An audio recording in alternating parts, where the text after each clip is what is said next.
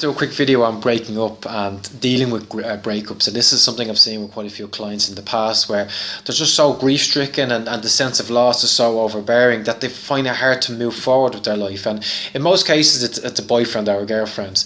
And I mean, I had one client for a while, and one of the biggest difficulties is nostalgia. What happens is you're single now, and people kind of forget the reasons why they broke up in the first place. They forget all the bad memories and they hold on to the positive memories when things were working great and you were spending great time together and you have great memories of going here and going there.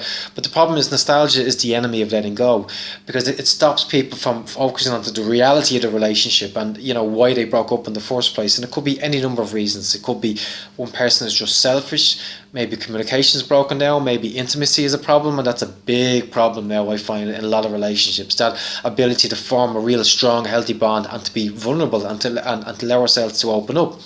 And so I always encourage my clients to hold on to the negative memories. Now, that in itself can be stressful, but it's important to keep people grounded and look at the relationship as it is now, not as it was in the past. So sticking to the facts, remembering the negative experiences and learn from those experiences, because now you know what a bad relationship looks like. You need to make sure you don't reproduce this. Now, that's a bit of a double-edged sword, because some people become so fearful that they will recreate this relationship that they make the wrong decision, and that's not the thing. This is about being objective and exploring the relationship, exploring the mistakes that were made there. But it's also about filling in gaps. You can't just, if something is gone, it has to be replaced with something else. Now, you may not be in a position, you could be so heartbroken to replace that with another partner, and I would encourage that. You don't go out and date straight away. That's a big mistake I see people do all the time. They go straight out on a new relationship and it doesn't work out. They make the wrong decision and they end up regretting it, and they end up just withdrawing and pulling back. When you're dealing with a breakup, you have to spend time with your friends. And I find a lot of my clients are afraid to ring their pals because they feel like they're being a burden, or they think that they're being crazy, because they're not being crazy. They're just grief stricken and they're so upset with this whole situation that they probably don't feel like themselves. But how you feel is amplified because you're living it. I guarantee you the people around you won't be as affected by you and your behaviours and your attitudes and when you are so grief stricken. But it is very much fill in the gaps. Spend time with friends, spend time with family, spend time with everyone, but don't wallow in it too much, because that will just totally engulf people. Create a project, go off, do something new with your life, go someplace different, but just do something that help you work through the grief. Grief is a natural process. There's no way of fast tracking it. I wish there was. I went through it myself. I think I probably went through it for about 2 years, and it's a tough situation, and I empathise with anyone who's dealing with loss right now.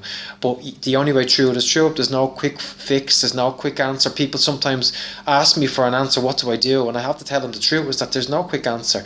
Of course you find projects, and I give them as much advice as I can, but the truth is that there's no way through it other than accepting the emotion and giving yourself space to cry, to wail if you have to shout if you have to, but express it as best you know, and understand that the people around you, if they love you, they will allow you to express it. They want that, because it's much better than the alternative. And the alternative is people just withdraw and they fall inside themselves. That's no good. That doesn't help anybody, especially not you. People need you out and talking and crying and doing whatever you can to express what's going on inside you, and naturally you move through that, and naturally you will find a way out.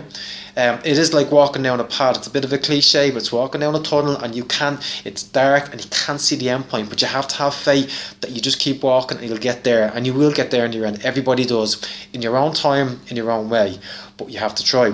So that's it. Best way of dealing with breakup: accept the feelings, let go of the past sometimes, let go of the nostalgic aspect of it, especially when it's a breakup with another healthy relationship with somebody, and talk. Just talk about it, guys. It's the only answer. Express yourself as best you can. Right, that's it. I'll talk to you soon.